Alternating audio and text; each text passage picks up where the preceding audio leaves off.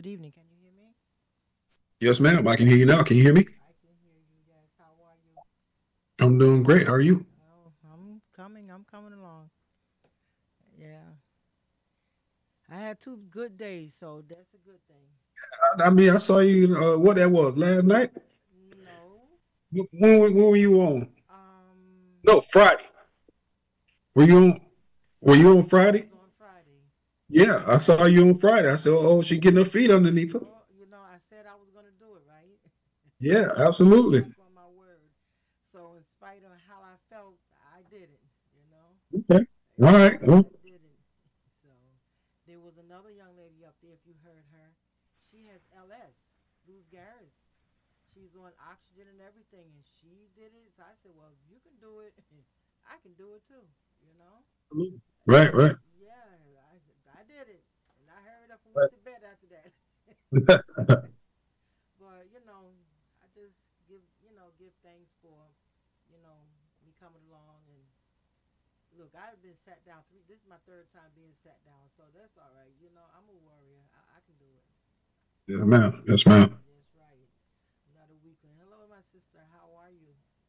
I'm well. How are you, Miss Green? Oh, thank God I'm doing better. Wonderful, I'm wonderful, getting there. I'm getting there. I wonderful. still need to go back and relax a little bit more because I did a little bit too much today. Hmm. But Hmm. I'm waiting for Green to come on so I can go back in the back and watch and control over in the back and everything. But Man. whew, I'm getting there. I'm Good getting evening, there. Dr. Akins. How are you? I'm doing wonderful, sis. How are you? I am doing much better. Thank you. That's good. It's good. Good to see you tonight. Good to see you as well. Yes, I'm going to get started. I thought I had everything on already. Mm. See, that's from the head, not the heart. I hope everybody had a great day today, a great week so far.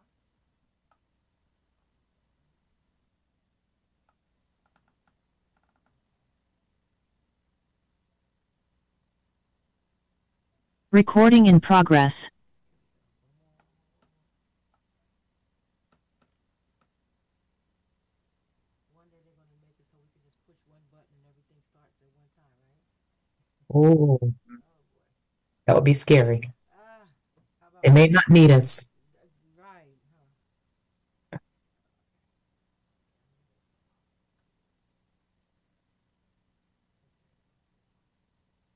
Yes. Good evening, everyone. Good evening. Good evening. Good evening. This is the 26th day of March.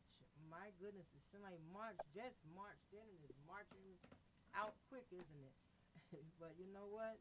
Give thanks because this is another day that the Lord has made, and we will be glad and rejoice in it. And regardless of what we're going through and how we are feeling, bad the way I feel, I still feel good. Yeah, I still feel good. So good evening and welcome to Rock Vibe Gospel Radio. And okay, where your host is tonight, um, Evangelist Green. Please join us Monday through Friday. Monday from 9 to 10:30, and from Sunday morning 8 to 9 a.m. Listen to what Reverend Doctor has to preach about. Amen. What God puts on His heart. Our nightly discussions. You can join us by calling 917-513-0939. You can voice your opinion or just say hello. Or you can um, download on the radio the app or the Play Store by going to the Google search or type in Rock Vibe Gospel Production, listen or watch live. So please, if you're on Google, if you're on YouTube, like and subscribe. You can even share, even if you're on Facebook, like, share, so everybody else can hear and join in as well. Amen. Um, we also stream live on YouTube, as I just got finished saying. We even have Roku. So if you have that smart TV, that Roku TV, you can download the app on the TV and join us on that as well and watch live. You even have 24-hour music listening. So if you don't have nothing to do around the house and you want to listen to some music, go to Rock Vibe Gospel Radio. Amen. For those who would like to make a donation, please do so by going to Cash App or and type in dollar sign Pastor GO2. or by Zelle and type in Flimpo1 at Verizon.net. Flimpo is F as in family, L as in license, I as in ice cream, M as in Mary, P as in Peter, O as in Oscar, the number one at Verizon.net. You are welcome to join us in our multiple platform, and we thank you so much for joining in. Tell somebody and tell somebody to tell somebody about Rock Vibe Gospel Radio. You are welcome to join us in our multiple platform. May God continue to keep you and be with you. Tonight we have on air, as you all know, Dr. Benjamin Akins. Now, he's here and he's ready to teach and he's ready to talk and he's ready to deliver.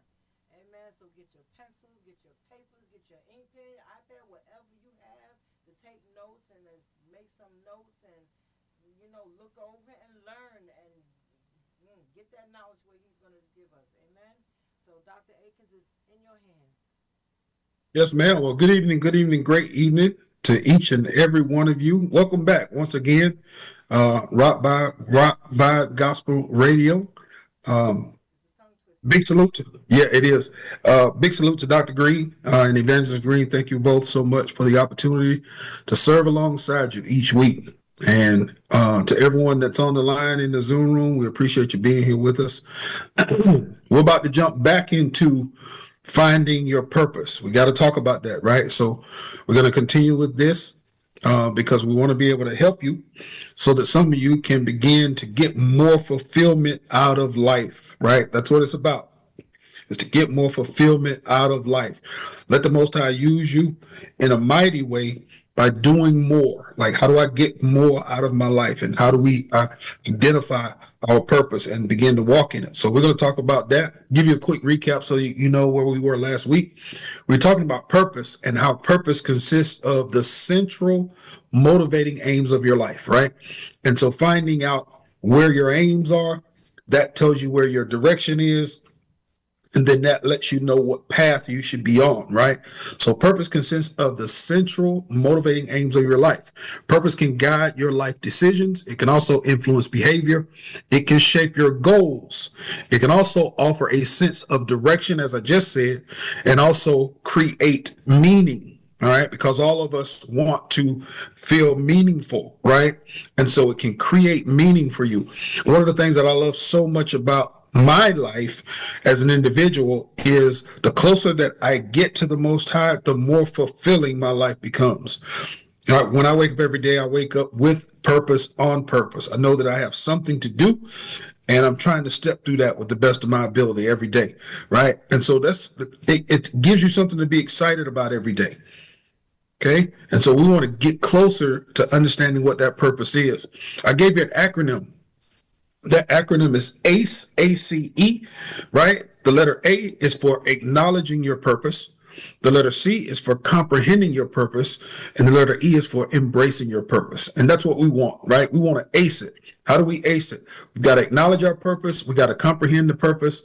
And then we have to embrace our purpose. We talked about 3 ways to find or search for purpose, right?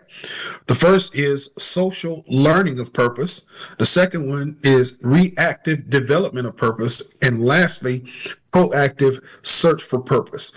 And within the proactive search for purpose, we talked about the importance of every individual having 2 things. One, being a personal purpose statement.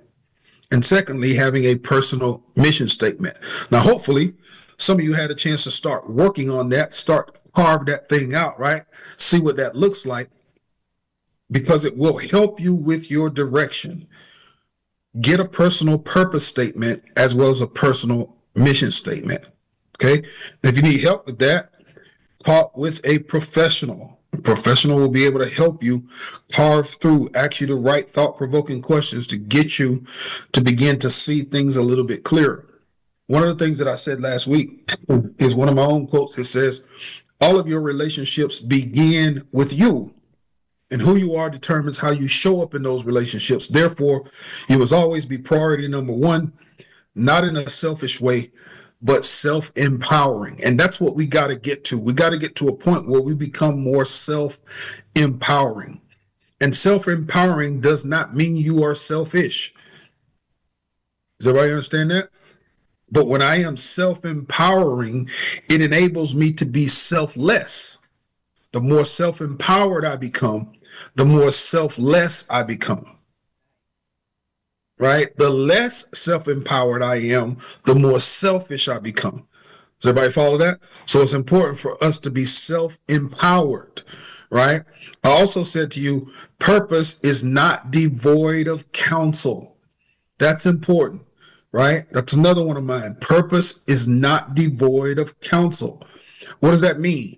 That any goals or plans that we have, they should never be pursued without seeking guidance or wise counsel, implying that seeking counsel is essential for achieving a desired outcome.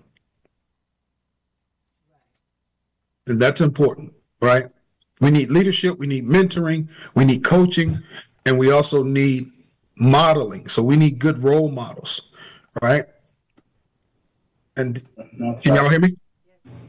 Okay, and so we need good role models. And so because a role model is in a position that you would desire to be in, and they're actually showing you what it looks like.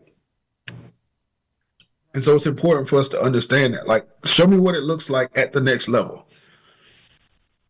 Okay? All right. Any questions? Dr. Green, good to see you, sir. Big salute to you. Same here, sir. All right. I see the general done come in the building. That's right. All right. And Evangelist Green is turning it over to you, sir. Man.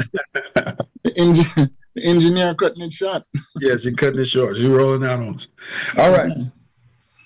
Any questions on that? Does everybody understand that? Like, you know what I mean? Anybody have any questions on that? You had a chance to think about it. And remember what I say. I always say this because I think it's important. When you receive information, you need to go from information to the speed of implementation. If you're not doing that, you're missing it. You have to go from information to the speed of implementation. What does that mean? How quickly can I take the principles and practices that I'm learning and start to implement them into my life? When you get information, the scripture tells us, do not just be hearers of the word, right?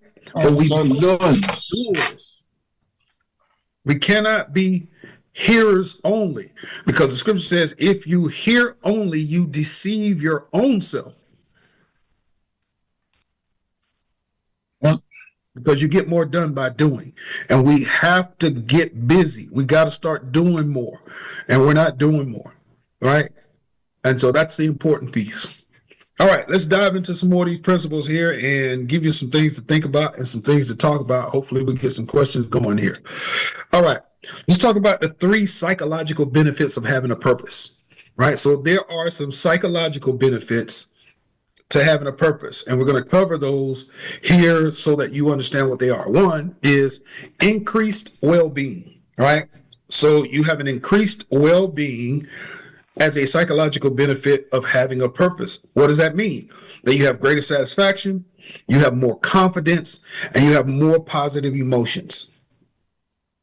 Okay? Because having a purpose gives you a great feeling, and then the manifestation of that feeling, either consciously or unconsciously, is the emotion that comes from it. And so you have more positive emotions when you have a purpose, and it's important because your well-being increases. Secondly, you have increased resilience. I like to call resilience the snapback, right? When things happen, how quickly can you rebound? Do you snap right back when things happen, right? Because things are going to happen all the time. But when they do, how do you rebound? And can I rebound properly, right? So increased resilience is about hope. It's also about optimism. It helps you not give up when you face obstacles. Mm-hmm. Does everybody get that, right? That's important. So it increases your resilience when you have a purpose. Thirdly, decrease ill-being. you have a decreased ill-being. So it increases your well-being, but it decreases your ill-being, means you have less fear, you have less anxiety, you have less depression, things of that nature when you have a purpose. That's right. Right? Yep. And so understand that, right? Increases your well-being, decreases ill-being, and then it increases your resilience. So when things happen, you can snap right back to reality. I got to get back because I got things to do. Mm-hmm. I'm working on some things. That's right. Does that make sense? Yes, you do. All right. Now, what is the cognitive component of purpose? Now, whenever you see cognitive or cognition, we're talking about neural, right? So we're talking about your thinking ability, how logical you are, right? So let's think along those lines. What is the cognitive component of purpose? Let's talk about it. The cognitive component of purpose is your self-knowledge. So we need more self-knowledge. I got a class that we talk about, a course about getting to know yourself better. Right? There's a whole class about getting to know yourself better. And I think that most of us don't know what we should be doing because we're not really in touch with ourselves. It's okay to say that you've been probably walking around like in a zombie type effect, because most of us spend most of our time focused on other people. And so that's one of the things that we do as we begin to grow and mature through our teen years and into young adult, right? Once we become grown, move into our adulthood, we're really focused on someone else. And over time, you lose who you really are.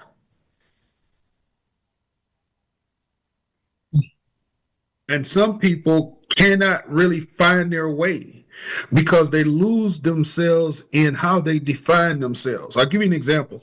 Like a lot of us may have had children early, right? And if you had children early, you begin to define yourself in your adulthood by the children that you have. So whether you're a father or a mother, that's the way you see yourself. And you won't really realize how much you've done that until your children grow up. And when they grow up and get ready to leave, this is the reason why so many parents struggle when their children leave. It's because they've defined themselves as a parent by being a parent, and they don't see themselves outside of that. So for 18, 19, 20 years, sometimes they just define themselves as a parent. So when they wake up in the morning, it's, what do I got to do for my children? I got to do this for my children. Every day is for my children. This right here is for my children. And every holiday is for my children. And it's always your children, children, children. Everything you do, every major decision, every place you go, it's always, I got to take the kids here. Never going to do anything for yourself. Every time you go get a piece of money, you're gone. It's got to get something for the children. If you go buy yourself something from the store, this is one of the things that I see parents do a lot. And these are some of the things that you have to understand. You'll see parents, you'll go to the store and all of you are in the same store. There's you and there's your kids, and you say, all right, go get what you want. And the kids will go and get what they want and come to the register. You got what you want and come to the register. And then as soon as you get home and you get ready to sit down and enjoy, if your kids say, can I have some chips, Mom? What will you do? You'll take those chips and you'll give those chips or give some of those chips to your children. You think that, oh man, I'm just being a good parent by doing that. Well, your kids were in the same store that you were in. They didn't want chips then. They got what they wanted. They got something different. They could have got the same chips you got, but they got something different for themselves. But then when you get home, they're going to keep what they got for themselves, and they're going to take what you have. You have, right? And you think that's being a good parent. That's right. Very unfair. That's just a simple example of how we end up long term doing ourselves a disservice, and then when our children are up and grown and out, we don't even know what to do with ourselves. So many people go into anxiety. So many people go into depression when their children leave, whether it be to college, the military, get married, whatever the case may be. A lot of people are on the downward spiral when that happens. And so we want to make sure that, listen, I have a purpose in life, and I may be having to put some things on the back burner, not everything, but I got to put some things on the back burner so that I can be a good parent. But at the same time, when it comes time for that transition to happen, I already know what I'm working on. It's go time now for me. Does everybody see that? Yeah. And you don't want to wait till the last minute to be able to do that. All right. So the cognitive component of your purpose is your self-knowledge. It is your awareness of who you really are. So you have to get to know yourself better by learning about who you are, your core values, and what you are passionate about. You learn more about the world and how you fit into it. This unique fit is your purpose. How do I uniquely fit into the framework of the world around me?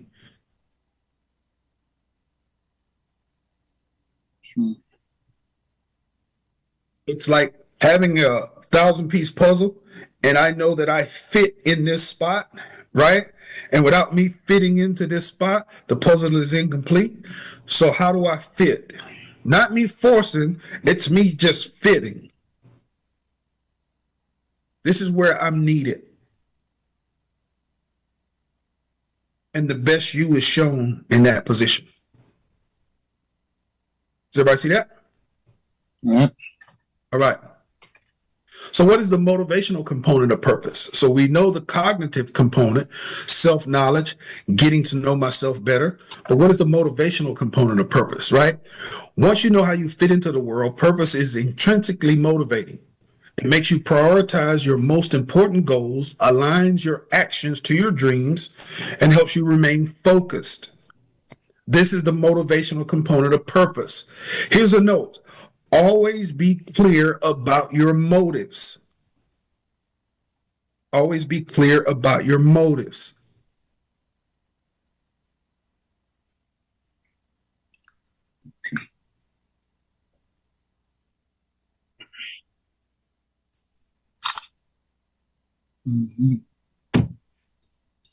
Yes.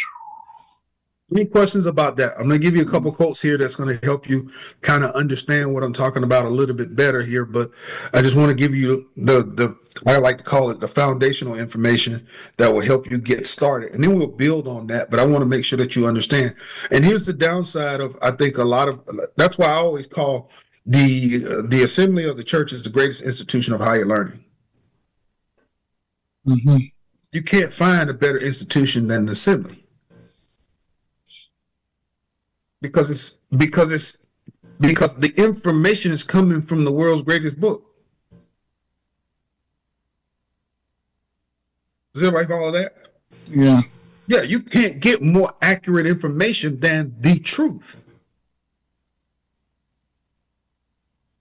So when it's taught properly, your whole life is energized.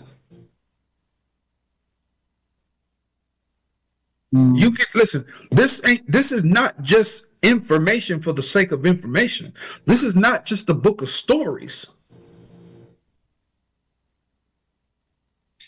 That's how it's treated. Yeah, it's not a book of stories. These are testimonies that energize the believer. That's right.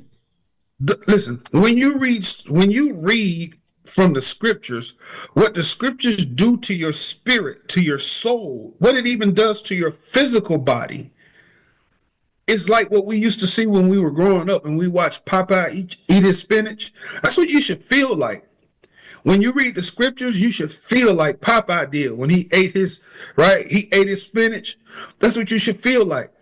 Anybody ever play Pac-Man, Miss Pac-Man, right? When you go through and you eat your power pellets, that's what you should feel like when you read the scriptures. The scriptures is not just something for you to read and go to sleep on. It's not just bedtime stories. These are testimonials that energize the believer. So, Some of us are reading the scriptures, fall asleep at night.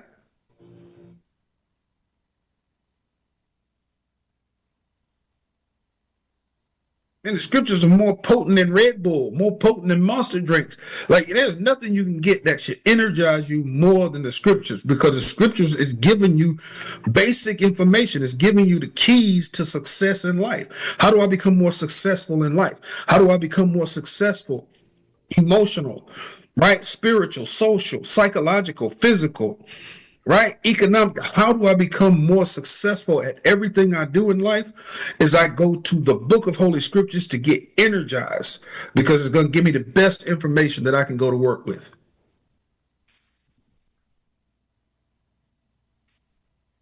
Does that make sense? Make a lot of sense. Yes, absolutely. The book of testimony and the book of what was the last one you said? The book of testimonies that energize the believer. Yeah. And the last thing you said, the book of something. Got broken up.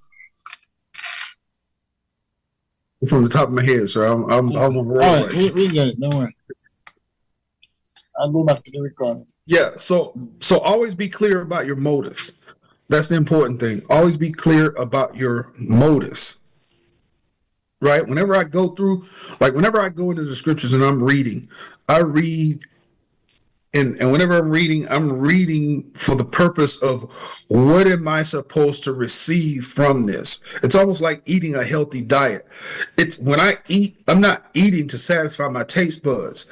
I'm eating, right, so that it makes me healthy. That's why I have to eat. I have to eat for my health. I eat for my well-being. So I don't eat the things that are good to me. I eat the things that are good for me. Some things don't taste good, but I eat it anyway. Why? Because I know it's good for me, even if it's not good to me. So I eat based on that. So when you go into the scriptures, what am I doing? I'm going to the scriptures to get this information. When I go in, if I read something and it says, oh man, this right here happened to somebody historically.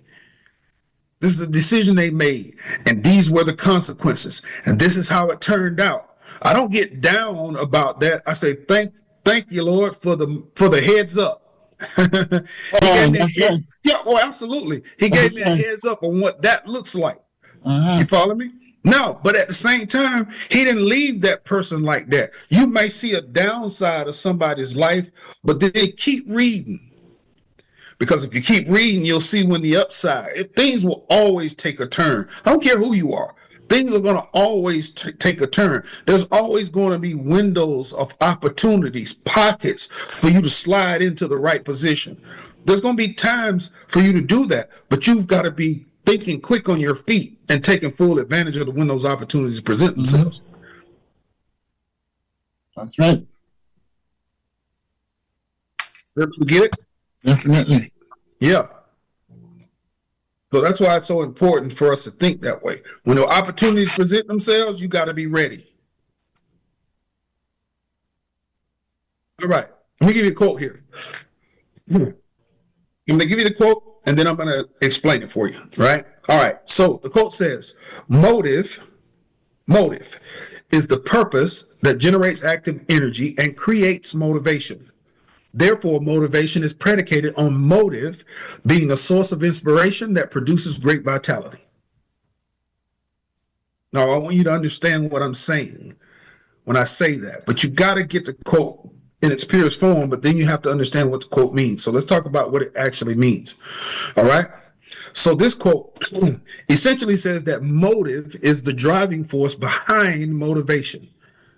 Okay, meaning that the very desire to be successful is what creates the energy and impetus to act. It is a self-perpetuating cycle where the initial spark of wanting to achieve something fuels the continued pursuit of that goal, generating a sense of vitality or spirit and drive. So it comes from, that's why I say always be clear with your motives. Always know what your motives are, because your motives are the seed of motivation. And when you have clear motives, you can be self-motivated. Because, right, most of us try to thrive off of extrinsic motivation as opposed to intrinsic motivation. And when you're clear with your motives, then you have intrinsic motivation. That means the motivation is right. It is fueled by your motives. What's my motive? And that's what drives me. That's what gives me spirit. That's what gives me a sense of vitality, is the fact that I have clear motives.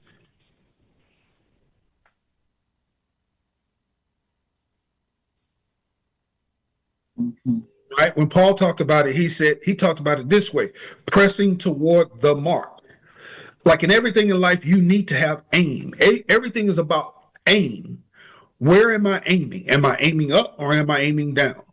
Right? And so what's the point of aim? And the point of aim, it's what drives me. That's my motive. It's for me to get from here to there, whether that be spiritually, socially, physically, psychologically, emotionally, economically. I'll always have a point of aim. And the point of aim gives me direction. And so I know where I want to go. And then I'm seeking wise counsel as to what's the most effective and efficient way for me to get there. That's what I'm doing. Do that with everything.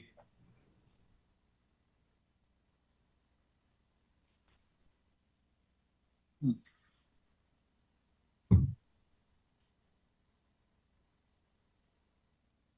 sense? Yes.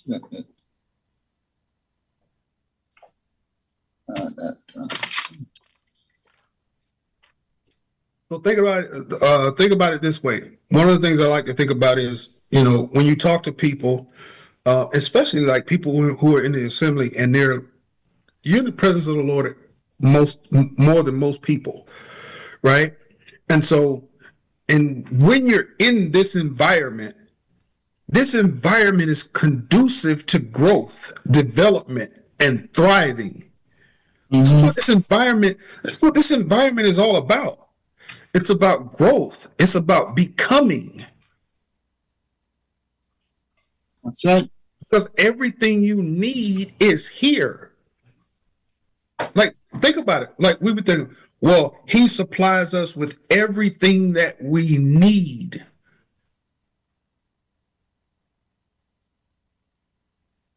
And if he supplies us with everything we need, then that means that we're always in a position to grow, develop, and thrive. We're not just surviving, we're thriving. Right? But the question that I have for most of you is, what are you working on? What's your point of aim?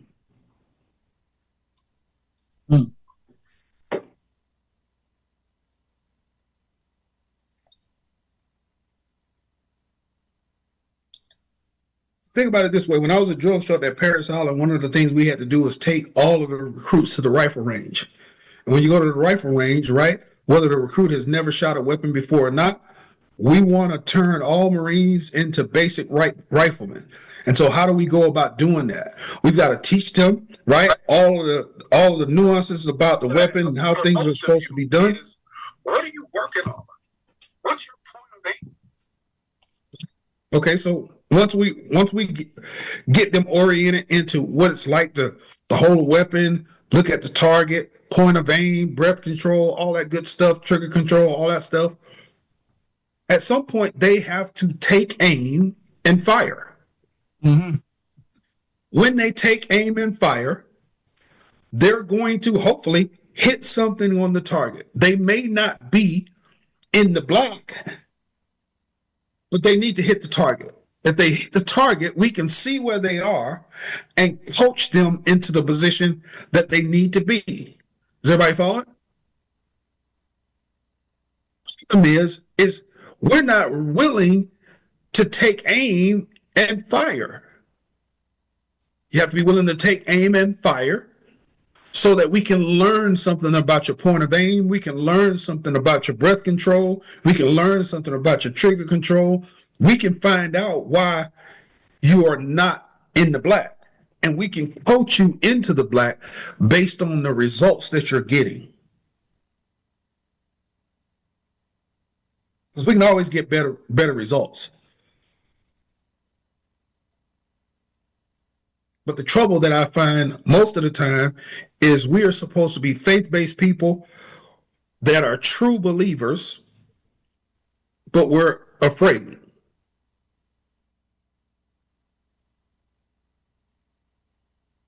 So we're not working on anything. It's 2025. We're 3 months in, almost to the 4th month.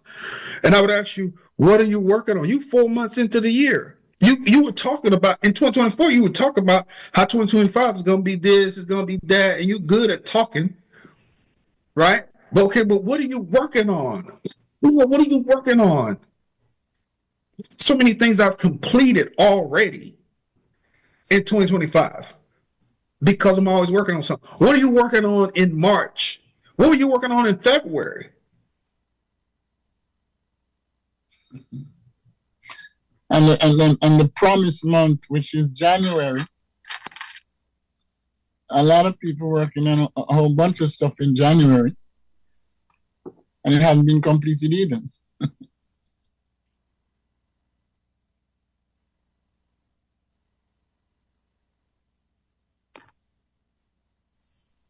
There's a frozen moment going on here.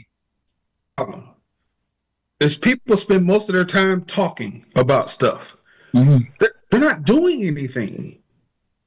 It's the reason why we have to keep making New Year's resolutions. Look at the word resolution. So whatever you were working on last year, it didn't work. So you need another resolution. No, you should have an answer. If you get to December, you should have some real answers in every aspect of your life. I don't care what it is. You should have some real answers. And you should be able to say, well, this is what I'm actually working on. Mm-hmm. And where do I expect to be? Like right now, when December comes, you should know how much I'm going to have saved. You should know how many books I am going to have read. You should know, like, what am I, what am I working on? That's right. The Most High said that he will bless anything that I put my hands to do. Did he say that? Yes. Well, if your hands ain't on anything, then you give him nothing to bless. Mm. You got to start working on something.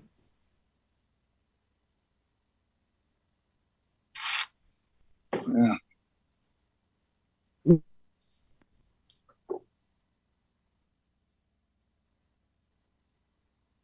Understand what that is, we can talk about that too. But if you look at the wheel of life and you look at every aspect of that wheel and you say to yourself, on a scale of 1 to 10, where am I? Where do I fall? You got to tell the truth to yourself about yourself, right? Look at where you are and see where you fall on a scale of 1 to 10, 10 being your very best life. Where do I fall in each one of these categories of life? And when I look at where I fall in each one of these categories of life, if I'm on the low end in any one of those categories, I have to start goal setting. You got to be in pursuit of something. I need some increase in that area. That means I got to get underneath the spot where good information is coming out and fill my cup to overflow in that area. I got to go find me somebody that can coach me, that can train me, that can develop me, that can do. I got to go find some information. And I got to take that information, go quickly into the speed of implementation and start seeing it and doing it differently. That's how we produce different results. What I do. Teaching is ministry. It's a part of what we do. It's to get you in a position where we can provide you with information and instruction that can get you some positive results. How do I get those positive results? And I'm going to take the scriptures to do it.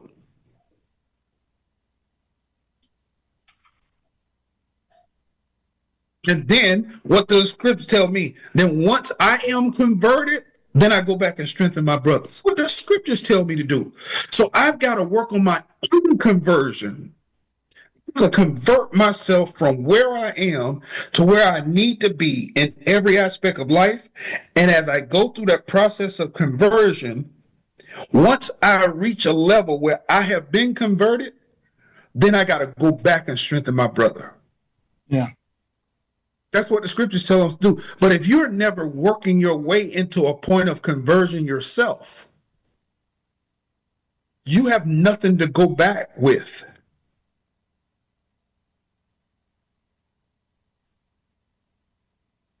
You follow? When I come to you, I'm coming to you with what I've done already. What I've done. And then when I come back, I'm coming back to impress you, but to impress upon you why you need to do this way.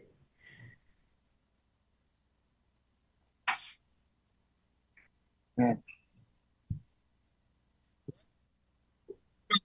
Been taking the journey to freedom, right? She had to go alone first. She had to go take the journey alone first. Once she was able to go and take that journey alone first and see where that journey takes her, let the Most High lead her first. Go by yourself. And then when you get to where I'm taking you, you can't enjoy that freedom alone. All right. Now you got to turn around and go back. Mm-hmm. And then when you go back, you got to come back. And when you come back, you got to go back. And then when you go back, you got to come back. Yes. And when you come back, you got to go back. That's right. And you keep coming and going and coming and going until your life runs out. Yeah. But that's her purpose. It's coming and going, coming and going, coming and going. But she has to go through her own point of conversion first. She's got to convert herself from where she was, slave, just like everybody else. She's got to go from that to freedom. And that's a journey. That is fearful. That is dark. That is wet. That is muddy. She's got to go do that. But when she does it, then she knows how to get it done. Now she says, I can go back and we can do it just the way I did it. And those that are willing to go, let's go.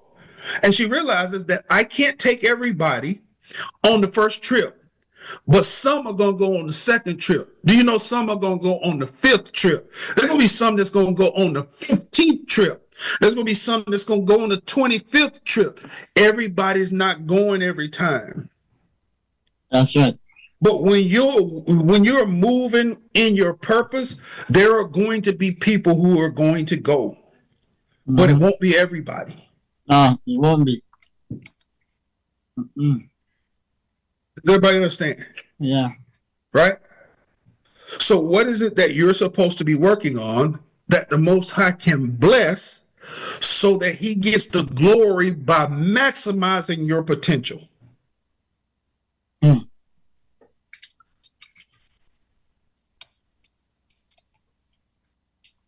All right. Any questions on that? I gave you a lot to think about, right? Yes, a whole lot. Yes. Okay. But I'm still stuck at the point where, you know, you talk about the book of testimonies. Yes. That's a whole lot to digest right there. Yes. Book of testimonies. I wonder if everybody is really paying attention to that point there. Yes. And that's something I have to work on myself too. Book of testimonies. When you think about that, that's a good thing. Yes. It's a good thing. When you look at this, look at it this way. Look at it like, have you ever seen a documentary? Have you ever seen a movie? If you've ever seen a documentary or a movie or something that's going on TV, when you're watching it, it gives you an idea of what it actually looks like. I have in one of my classes that I do a thing called scenario-based training. In the scenario-based training, it allows you to see real life scenarios, and then you take the information that you've been taught and you look at the scenario and you find the information in the scenario that you've been taught, so you can identify when these things are happening. And when you see it, you like, I didn't realize that that was called that, but now I see that. Now I know that, but now I see that. It helps you to be able to draw the correlation between what you know and what you see. Does everybody follow me? And so you can make that connection. So now when you're dealing with your day-to-day stuff, you realize that, oh, okay, I know that. I know what that sounds like, but now I see what it looks like. And you can put the two together. And it helps you to be able to do that. Well, when you read the scriptures and you are reading these testimonies of people's lives, it's what is that testimony teaching me? That's it. That's it right there. Learning from these testimonies. That's it. Yes. And contrary to popular opinion, we are all scriptures that are being read. We are living epistles. Wow. Known and read of all men. People are looking at your lives and they're reading your story. And what is your story telling them? That's why, regardless of how your story reads, you should be proud of it.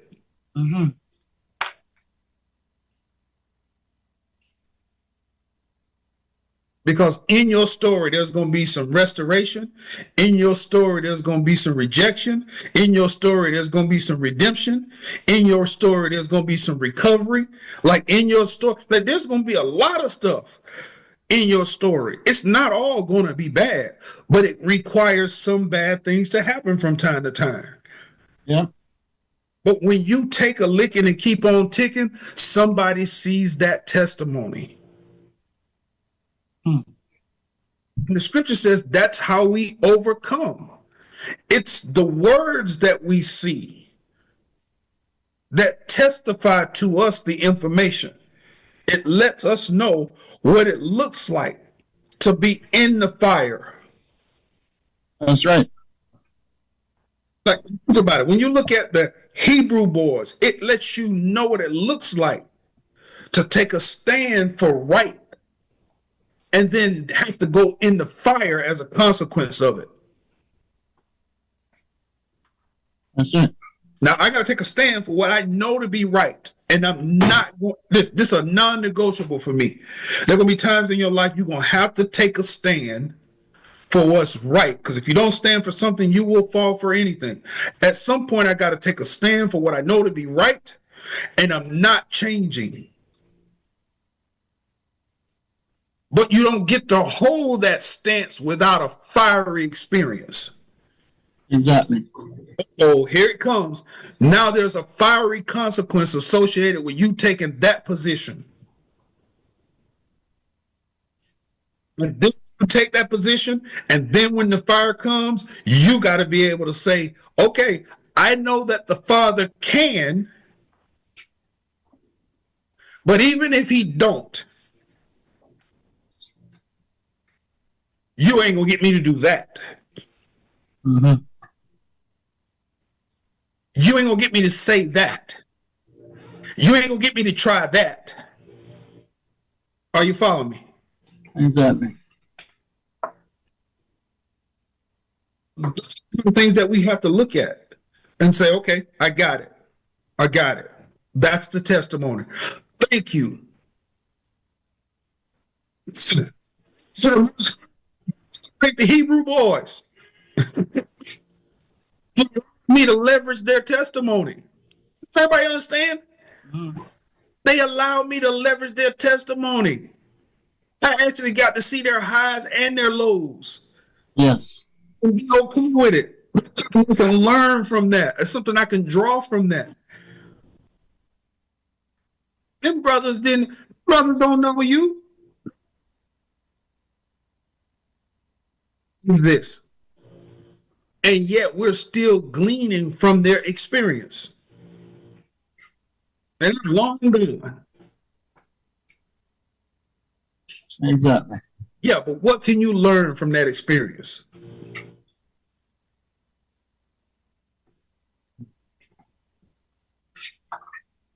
That's why I think it's important for us to understand the power behind the text. The texts are given to us for a reason. So when we read it in the text, now we have to take the principles, put them into practice so that we can see it now in present day terms. How do I see it show up today? Does that make sense? Yes, it does. All right, so let's talk about purpose coherence, right? Because these are words that, and I'm going to explain it, right? But these are things that we have to understand, right? Purpose, what is purpose coherence, right? Write that down. Purpose coherence. What is purpose coherence, right? So purpose coherence is when the cognitive or the logical and motivational components of purpose are closely aligned and consistently support each other. That's the coherence, right? So they're in alignment and they support one another. Does everybody get it? So we get the logical piece, the motivational piece, and closely align those. That's when we have purpose coherence, because everything is coherent. It's in alignment. It's supporting. Does everybody follow me? So you are pursuing, right, goals that feel precious because they serve your purpose. And this coherence leads to a sense of fulfillment because everything now is in alignment. Purpose is a generative source of meaning through constant goal setting and achievement that is aligned with our deepest selves. So as I'm on this Jacob's ladder, I'm on this upward climb, and I want everything to be in alignment with my assignment. I got to pull it all in. All of my motivations got to be pulled in. All of my pursuing of my goals got to be pulled in. All the logical way I think, the components that how I logically frame things together, it's all got to be in alignment.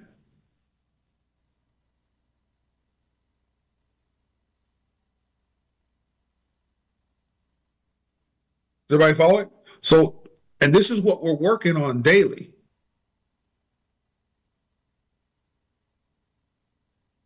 And when people see you that way, they'll follow you. Listen, the greatest impact that you can have on a person is the life that you live. But that's easy to say and very difficult to do, especially when you don't know how to do it. So it has to be taught to you. It's how we do that. You can't just say, read that, and this is what the scripture says, and everybody's going about doing something different. Nobody's ever been taught, well, what's the right way to do? What's the proper way to do that? So let's teach everybody the proper way to do it so that everybody's doing it the proper way.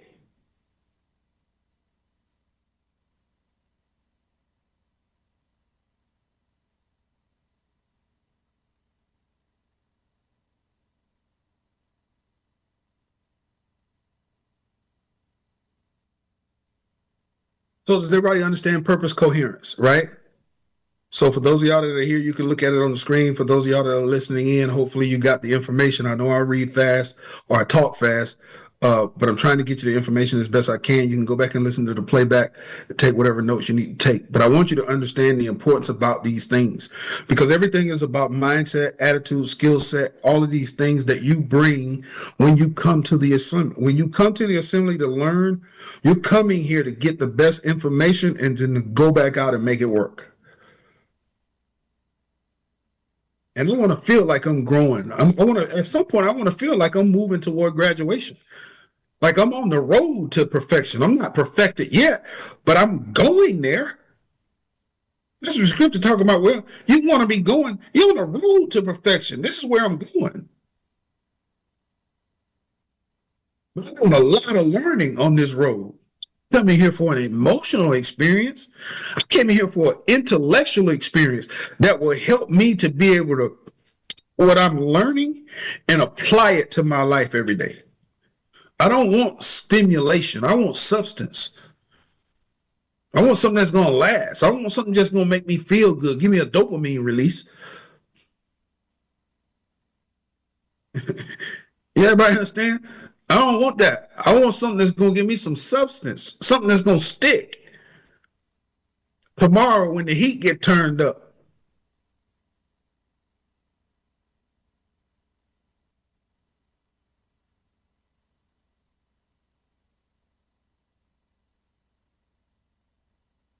Let's talk about the relationship between purpose and work.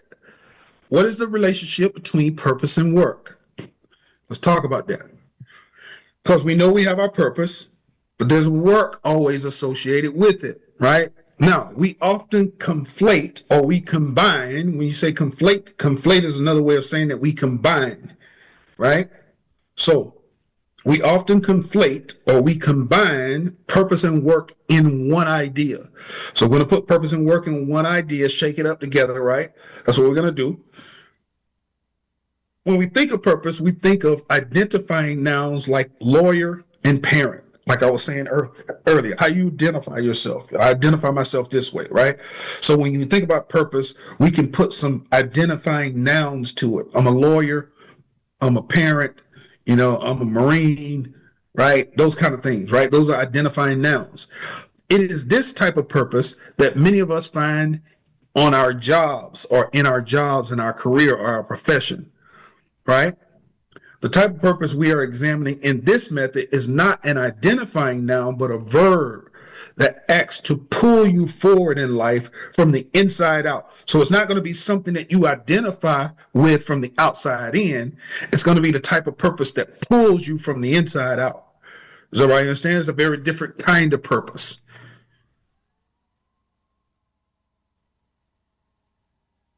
Because it's very easy to put purpose and work together, and then you identify yourself by the work that you do.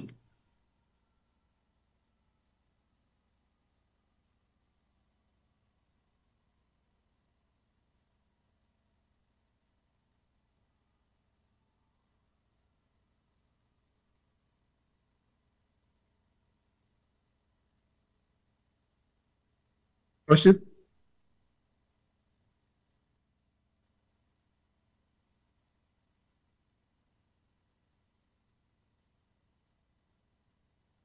You can mute, sir, if you're talking.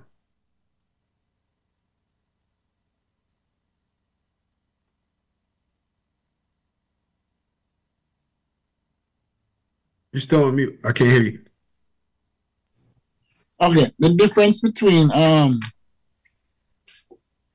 working relationship and purpose and purpose, right? The purpose and work. Yes. Right. You work for something, but there's a purpose that propels you to work towards that thing, whatever it is. And that's very different from just going to work or just thinking about a purpose. Work have to be put to them. And when you put work to it, it will happen. Because there is a difference between the two. It's a relationship, but yet still, it calls for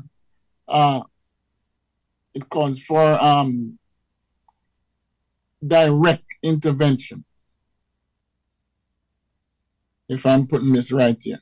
So think about it. Think about it this way. When it talks about the difference, or the relationship between purpose and work, the work in this particular instance is an identifying noun. Like, this is what I do for a job. I'm a dentist. I'm a doctor. I'm a lawyer. I'm a beautician. I'm a barber. Like, that's work that you identify with as a noun. Purpose is more a verb. It's inside out, not outside in. So it's something that bubbles up from the inside. It's from the inside out. It pulls you forward that way, right? So a lot of us are doing meaningful work so we can identify with it, because those are the things that we've been hired to do. So we can identify that, but we feel less fulfilled by the things that we do spend most of our time doing. But a lot of times your true fulfillment comes from what is coming from the inside, what bubbles up from the inside. That's a very different thing. That's about purpose.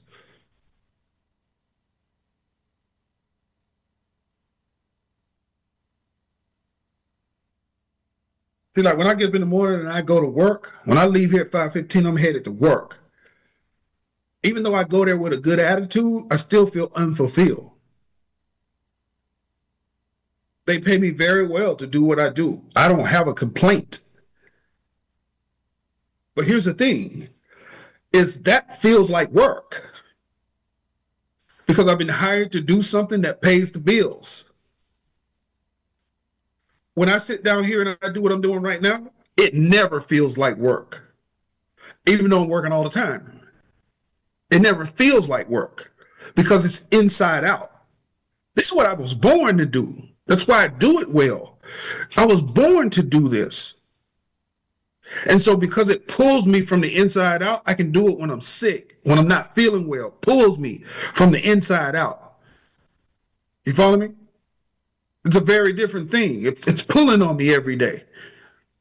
Right? When I don't feel like studying, it's pulling on me every day. Right? When I jump on YouTube, it pulls on me every day. When I jump on Netflix, it pulls me. Sometimes I just want to get some entertainment, but it pulls me to education. I pick up this remote control and I'm looking for something. I said, man, I just want to find something funny right now. Let me try to find something funny. Before I know it, I'm in documentaries. I'm looking. Because guess what? My purpose is calling me. Because there's something I want you to teach in 2 weeks, but you got to learn this tonight. Watch this. You got to learn something.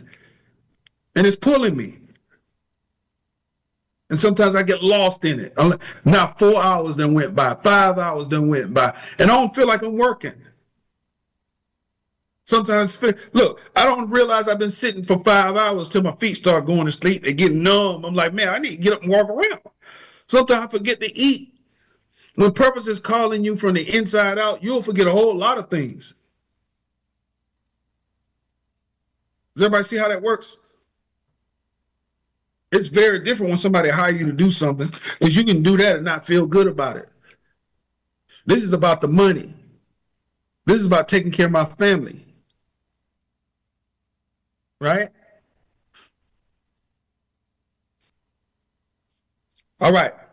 So let me get another quote. Here's one for you.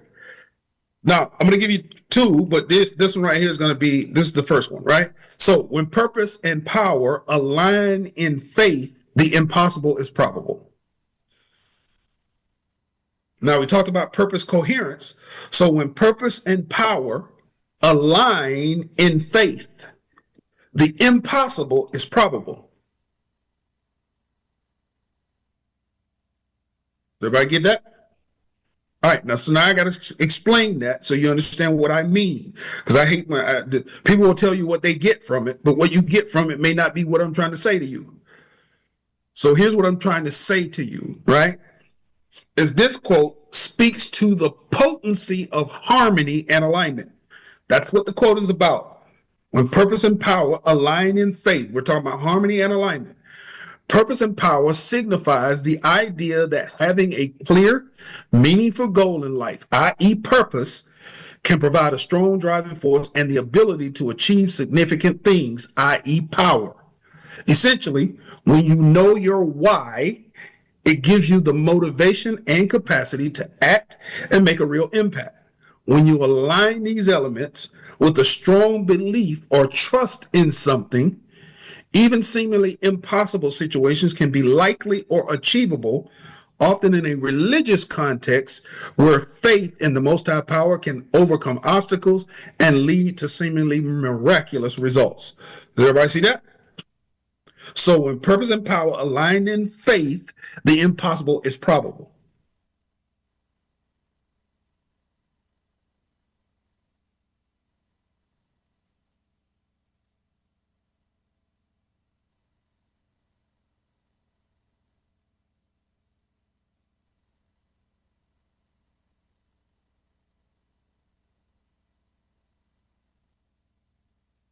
All right, one more time. When purpose and power align in faith, the impossible is probable. Does everybody get that? All right, here's the second piece to it, because it's a different quote, but it can go together. Ready? All right, here we go. When purpose and power align with vision. Now, I said when purpose and power align in faith, but now when purpose and power align with vision and action, prosperity is produced. So when purpose and power align with vision and action, prosperity is produced.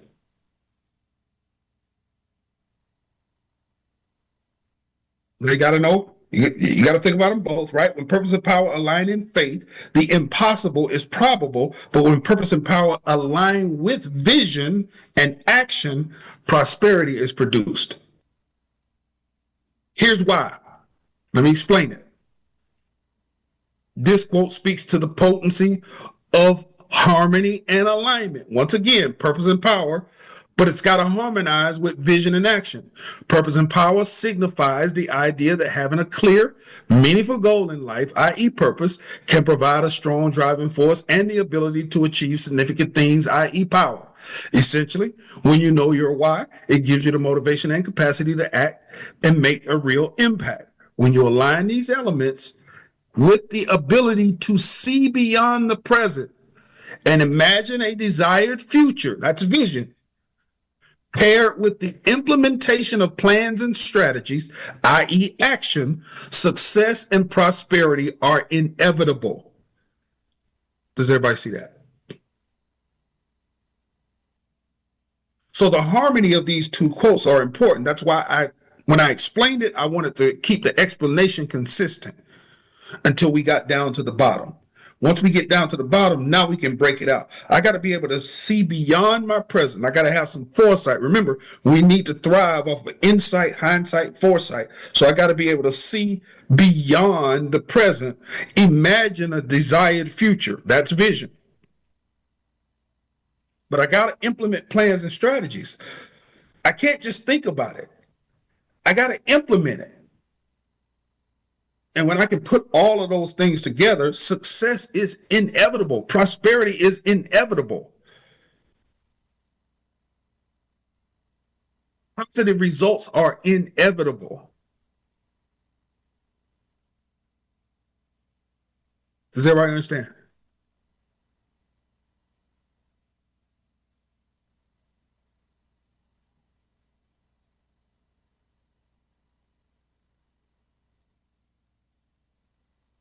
You're on mute, sir.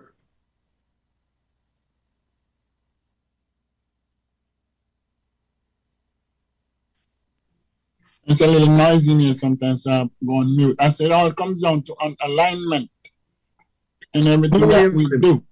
Yes. Harmony and alignment. Yes. Yes. That's right. But that's what we have. That's where we need to be. Like how is it lining up? Is it lining up the way that it should be? Everybody get it? Yeah. That's why it's important. So we need to understand that piece. All right. So let me take you through. I won't be able to share this with you because it's a video, so you won't be able to necessarily see that. But let's move on a little bit further. Let me give you another one here.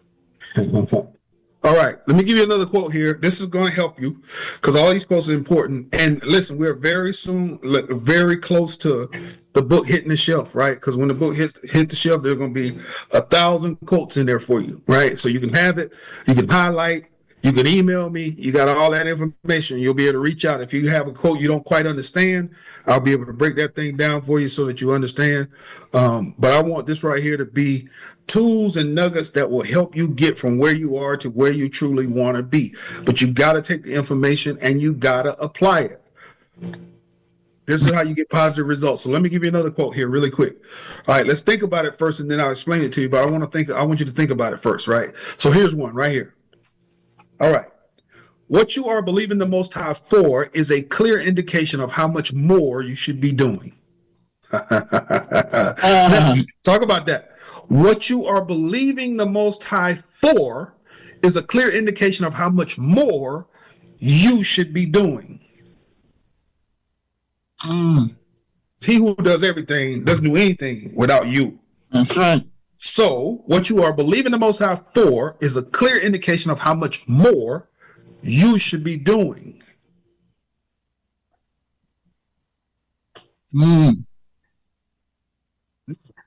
Let's explain that. Here's a lot. Watch this. This quote means that true belief is rooted, watch this, in extreme God confidence that is not devoid of let me back that up for you. I want y'all to get this. It means that true belief is rooted in extreme God confidence that is not devoid of self-confidence. In other words, God confidence is not about dismissing self-confidence or self-belief, but recognizing that true strength and worth come from a genuine relationship partnership with the Most High, and not solely from one's personal abilities. However, if the Most High is to command the blessing upon thee and thy storehouses, and in all that thou settest thine hand unto, and in the fruit of thy body, and in the fruit of thy cattle, and in the fruit of thy ground, obviously we have much more work to do. Does everybody see that? In some cases, we want more from him naturally and spiritually, but with little to no work on our part, which is not a formula for success. According to Proverbs 10:4, high-level skills are the keys to prosperity. He who does nothing receives nothing. This is why some believers have high praise and low productivity. They are unwilling to do that little extra. Human limitations and dependence on him are what keeps us humble. But a strong work ethic rooted in faith can be a powerful way to honor him and demonstrate his character. Treating work as a service to him can lead to a more fulfilling and purposeful approach to life. In the end, if the desire is to reap a bountiful harvest, naturally and spiritually, we must not only do more, but do our best to sow more.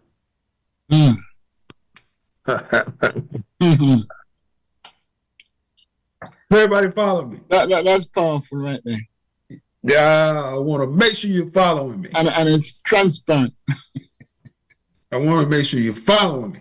That's why I say I don't want you to get don't take what you get from it. Take what I'm trying to give you. Right. I got a message for you. There's a message in the message. Right? The quote is there, but the quote has a lot. Remember I said there's a lot of meat on the bone. What's the meat? Right? And that's what you have to understand. So as you go through and you read them, you got to take your time. You can't listen, you can't blow through it. If you blow through it, you're going to miss it. Yeah. Because what I said on the last page, that was 2 lines. But this is what's inside of it. And you have to understand that. I'm trying to talk to you. I'm trying to help you. This is in the 2 lines. Yes, this is in the 2 lines. And this is where you need to be. Listen, what's this? Let's go to the book. What does the book say about you? What does the book say about us? I'll say it that way. What does the book say about us? Now, correct me if I'm wrong. Does not the book say that we are more than conquerors in Christ? Exactly. Does the scripture say that? Exactly. Okay, now watch this. How many feel like that every day? Not everyone. No, you don't feel like it. Stop. This is how you don't feel like it, because you're not working on anything. That's right. Listen, what are you working on? Watch this. If you see mountain climbers and they're headed to the top of Mount Everest, oh man, way up there. Extreme cold. Does everybody see that? From the base of the hill to the peak, there's a bunch of challenges. There's a bunch of unknown circumstances, but they're going. Yes.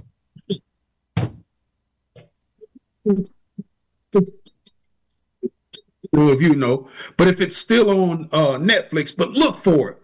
Look for the movie. It's 13 Peaks is the name of the movie.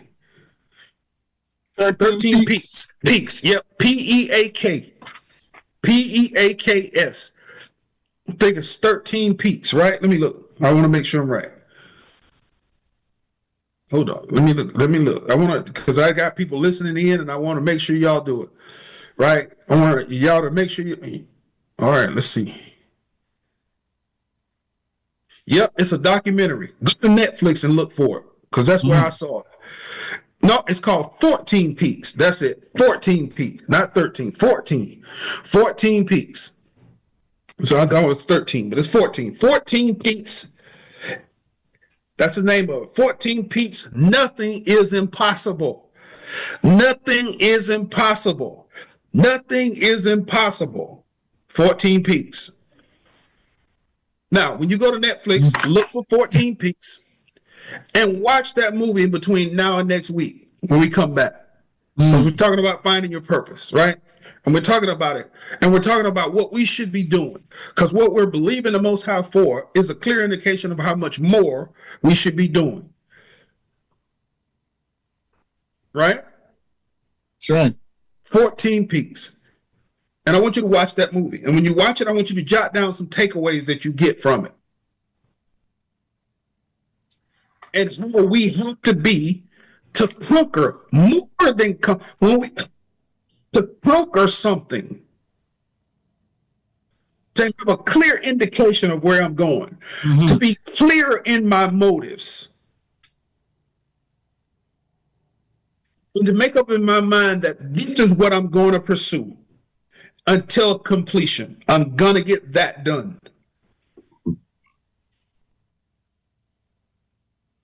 And I know that I'm going to be more than a conqueror, because there's going to be a whole lot that I'm going to face a lot of negative resistance. But that's a prerequisite for growth. I know that. So I'm going to have to face that. And there are going to be moments in there that I'm going to feel real weak. There are going to be times in there it's going to get the best of me, and I'm going to feel like I can't go on. But then I got to remind myself that I can do all things. All things. Right? There you go. I got to remind myself. But you can't do that if you ain't working on nothing. It just becomes frivolous word usage. But when you're working on something, and you got to remind yourself that I can do all things. Right? What happens when you're climbing up Mount Everest and then you can't control the avalanche that comes? Man, and the avalanche send you spiraling down 200 feet. You got your rope and your line and you're able to catch yourself, but you done fell 200 feet. Once you fall 200 feet, Sister Bar, do you look up and say, I quit, this is impossible, I can't do it? Or do you lock in and start climbing again? Start climbing again. Start climbing again. Why? More than conquering. Listen, I'm going somewhere. It doesn't say I'm not going to have some resistance. It didn't say I wouldn't have some setbacks. But what? Well, I have to have some resilience. When I get knocked back, I got to snap back. Yes. Real purpose. Does everybody see that, right? Now we understand what Paul's talking about. Toward the mark. There's a prize waiting on me at the top. And I'm going to get it. It's waiting for me spiritually, and I'm going to get it. There's a prize waiting on me when I can fix these unhealthy relationships I got, and I'm going to get it. There's a prize waiting for me when I can get my health regulated and I'm not, riddled with disease. Please go to the main lobby. Does everybody understand? Like, so I'm going to get it. Rapid response team. There's a prize waiting on me when I'm psychologically where I'm supposed to be because I pursued higher learning and education and I become smarter, faster. There's a prize waiting for me. There's a opportunity waiting for me. There's a promotion waiting for me. And I'm going to get it. Right? There's a prize waiting for me when I push myself past my emotional pain and trauma and hurts from the past, and I use the appropriate apology language that I need to use. When I can get past that stuff that's got me stuck like quicksand, and I'm working with somebody to help me get past, the best version of me is on the other side of that, and I'm going to get that. I'm in pursuit of that, right? Listen, there is a prize waiting for me when I can get out of debt. There's a prize waiting for me when I'm no longer living from paycheck to paycheck. Prize waiting for me. And I'm going to pursue that. When you look at your life holistically and you take that approach because you got that attitude, now you can be like, I can do all things. Now you can be like, right, his strength is made perfect when I get weak.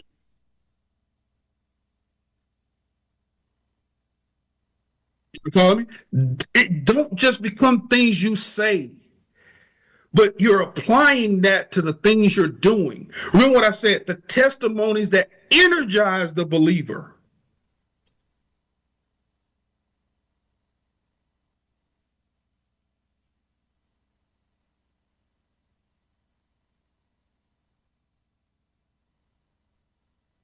Are you with me?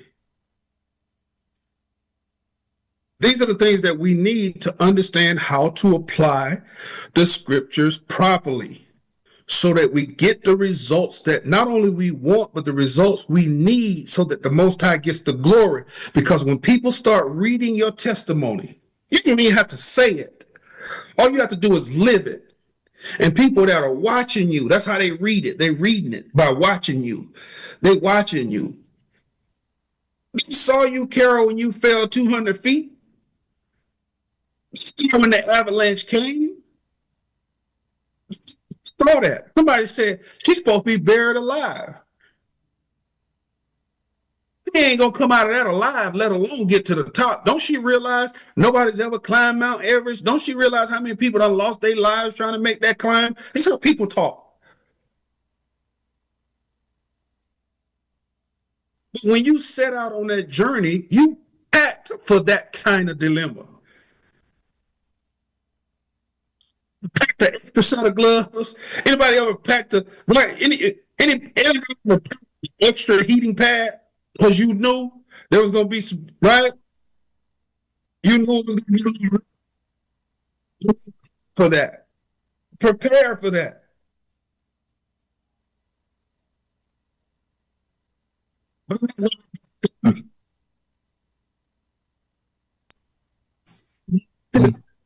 You can't tell that story without my 200 feet setback.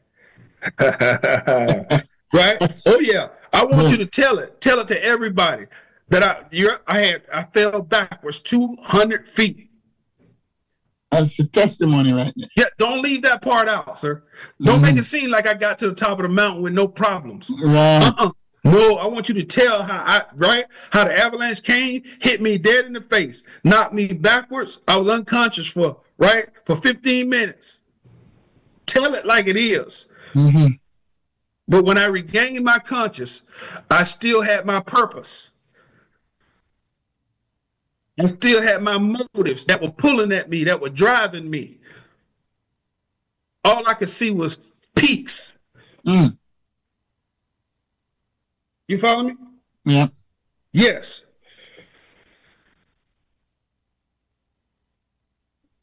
That's what makes the great great. What makes the great great is that. When you get knocked down and you can get up off the canvas and you can come back and still be heavyweight champion of the world, that's what makes the great great. It doesn't mean you slip every punch. No, it doesn't. You gotta get hit. Oh yeah. Sometimes you're gonna get hit, sometimes you're gonna get knocked down. That's right. But you gotta get back up. What keeps you getting back up? That's what a righteous man does. Who just says?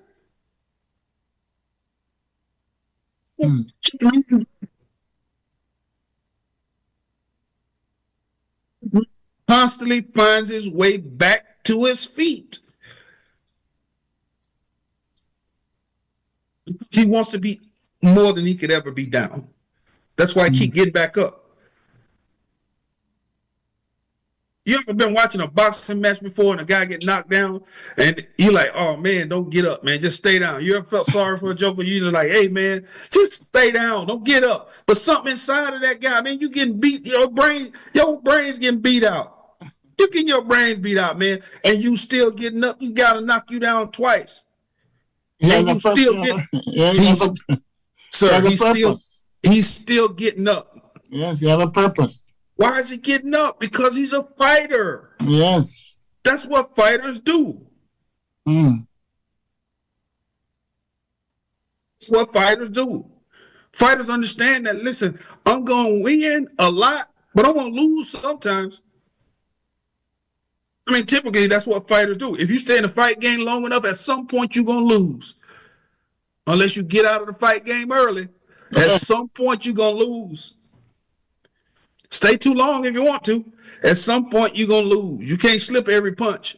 Your motor skills slow down over time. You follow me? That's right. At some point, you're going to get knocked down. Sometimes you're going to get knocked out. And you have to live the fight another day. You're going to have to embrace the shame, embrace the pain associated with loss. You follow me? Yes, sir. Yeah, that's when you're going to be tested. You got to find the intestinal fortitude that says, I got to get back in that ring. I got to get back in the position where I took my greatest loss. And I got to overcome that.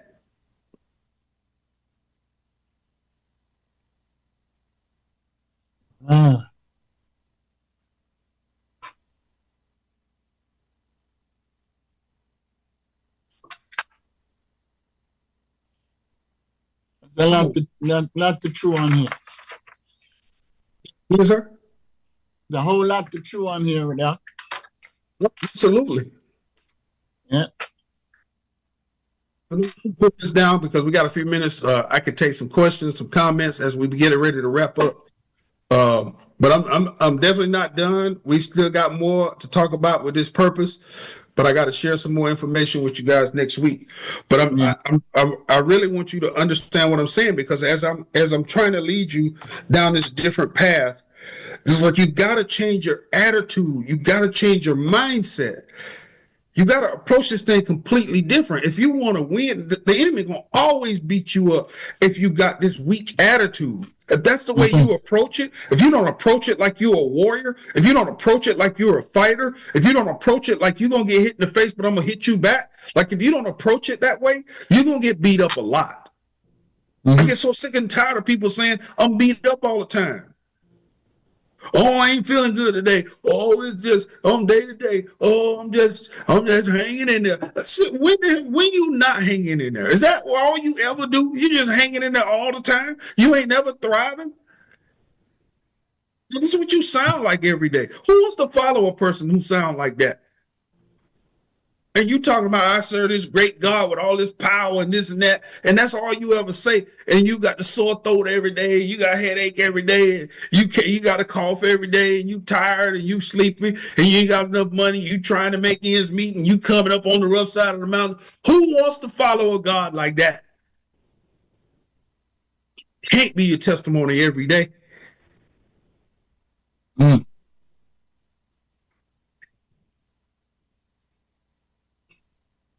That's right. That can't be your testimony every day. Because if it is, when you look behind you, you ain't gonna see no people. It's gonna just be you. Nobody's following that. Everybody is following the winner. Listen, do you understand that? Winners have parades. Yes. Winners have parades. You know how many people follow the parade? That's right. Yeah, when you winning, people following you. If you losing all the time, do you understand? Yeah, if you losing all the time, man, come on. Christ was winning. People was following him. He was winning. Man, when you go stare death in the face and you make a dead body get up, that's winning. Exactly. When you go in there and this joker ain't never said nothing with them lips what he got. He never spoke a word before. When you go in there and you make that mute person talk, when the guy who ain't never seen what light looks like, when you make the blind eyes see, it's winning. It's winning. And when you win like that, people gonna follow. People they coming.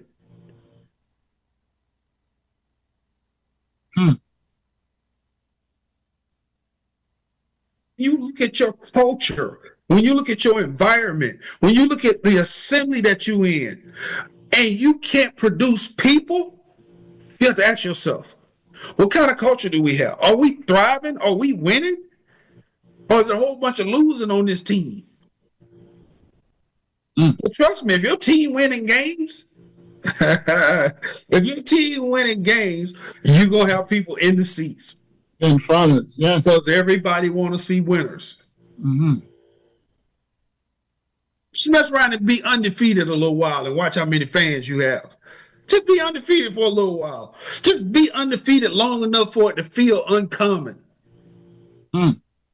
Yeah, just be undefeated long enough for somebody. Just get on a win streak where you 16 games and you ain't lost yet. And you're going to track a whole lot of folks that want to see you win, and you're going to see some folks want to see you get beat. Yeah. Yeah, you're going to have a whole group of people tuning in. Showing up ain't.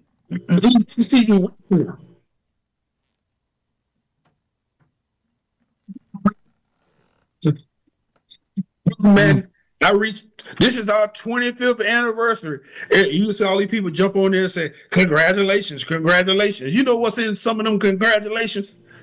You think all them jokers in there happy for your 25? They hoping something go wrong year 26, so you don't get to put 26 up there. They hoping. That's right.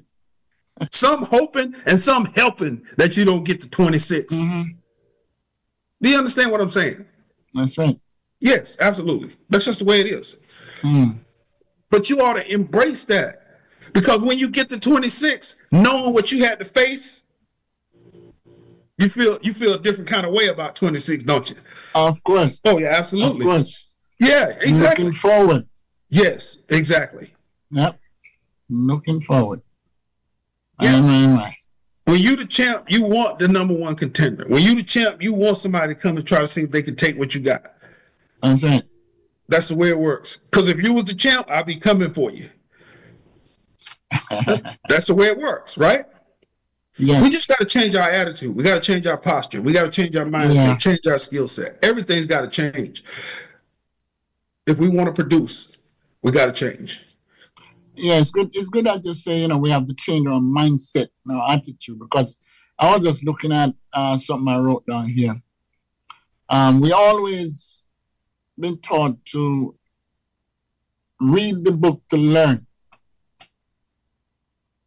And here it is. I totally missed this one. Read to be healthy. Man, read to be healthy. And this healthiness comes in so many different forms. Man, you eat properly to live, don't you? That's right. Okay, so everything in life is about human consumption. So the Most High tells us how to eat in accordance with the scriptures. Why? Because if we eat properly, the body lives longer. Yeah. Why does he want your body to live longer? So that he can use it for his glory. That's right. So if you eat in accordance to the way he told you to eat, then your body lives longer. It doesn't live forever, but it does live longer. And if it lives longer, he can use you to fulfill his purpose while you're here on earth. That's right. Okay. But if he said man should not live by natural bread alone, because eating healthy sustains life. Yes. Look by every word that proceeded out of the mouth of the Most High God. Now think about that. So that means just like eating healthy naturally sustains your physical life, eating healthy spiritually sustains your spiritual well-being. Exactly. That just popped out at me. Yeah, absolutely. What are you eating every day? Yes. That's why he says, give us this day our what? Daily bread. That means you got to eat every day. That's right.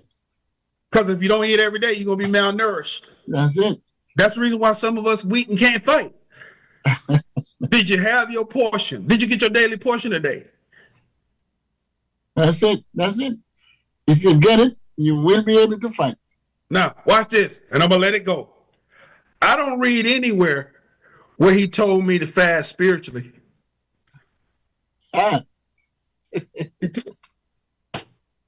When he told me, she told me to put the natural food down. I ain't never read where he told me to put the spiritual food down. I got to get that daily. That's right. Yeah, I got to get that daily. And when I put that natural food down, I need to eat more spiritual food. I got to increase the intake. I put the natural food down and I eat more spiritual food. Yes. But I will never fast from the spiritual food. That's right. I fast from the natural food. From the natural food. Are you following me? Yeah, definitely. Right. Yes, sir. Yes. This has been another nuggetful moment here. Because I have something here that I could work with. You know, Paul is right when he said iron sharpeneth iron. If two irons are sharp, it keep each other sharp. If one is dull and one is sharp, one sharpeneth the other. Yes, so absolutely. Either way, it becomes a winner. Yes, sir. Absolutely. Either way. This was good. Anyone else have a comment? I have a question. In the beginning, when you said ACE, ACE, that was acknowledge, and I don't have the C, but I have the E, embrace. What was the C for? Comprehend. Comprehend. Okay. Okay, I have one more question, and I hate to do it now, but I saw something on Facebook, and I had to take a picture of it. And I just want to know, when I do this, am I supposed to go and, what is it, 1 second. Oh, my goodness. It's a chart, Benjamin Akins, and when you put the money aside, 70, 70, 70, 75, whatever, am I supposed to open a savings account for this, or just keep it home? You're talking about the money challenge. Yeah. Yeah, you're talking about the money challenge. That's a debt elimination plan. That money challenge is what we do every week. We put money in there every Friday. You can set up your own account and put it in there. So I can put it in the bank or leave it at home? No, I'll keep it in the bank. Okay, thank you. Yeah, I keep it in the bank. And I just shuffle that amount over there and keep it there. And then the last Friday of every year, then I can take that amount and settle a debt to zero. Okay, thank you. That's what it's for. Exactly. Okay, thank you.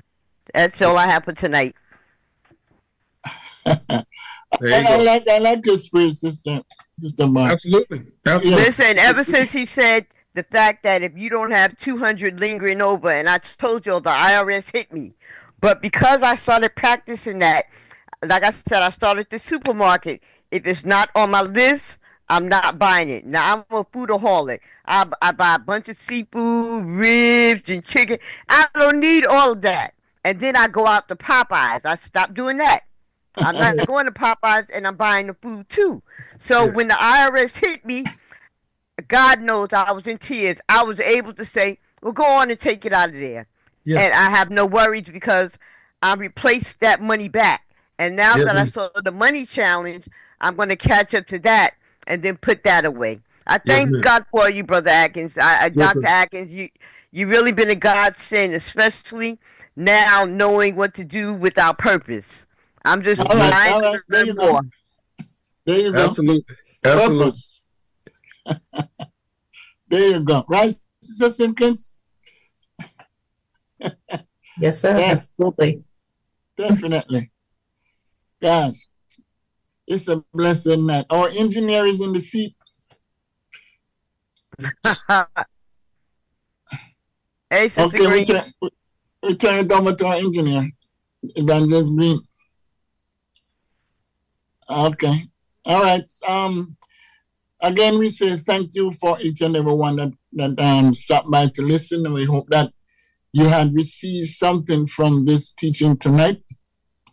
I myself had, received a few nuggets that I'm going to work with, on top of the whole other ones that we had.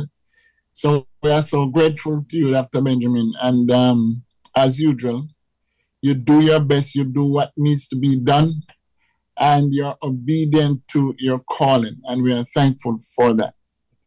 Amen. And with that, we say, Lord, we thank you for this time spent together. We come before your presence, giving you thanks, and we are thankful for everything that was said, for our learning and our understanding. Open our ears to hear more clearly.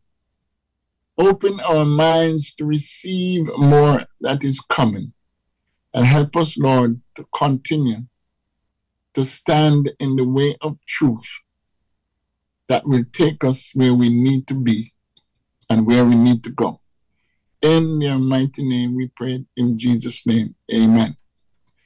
Thank you. God bless you, Doc. And each and every one, we'll talk. All right, good. Amen. Sister Barb, God bless you. Your attention, please. Code Smart ED Thank you. area. Code Smart ED area. Code Smart in the emergency room.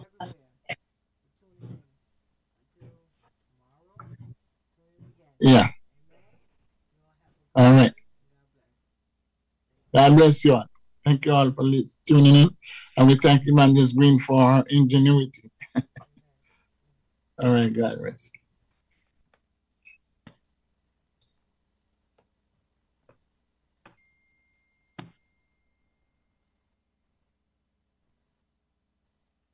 Recording stopped.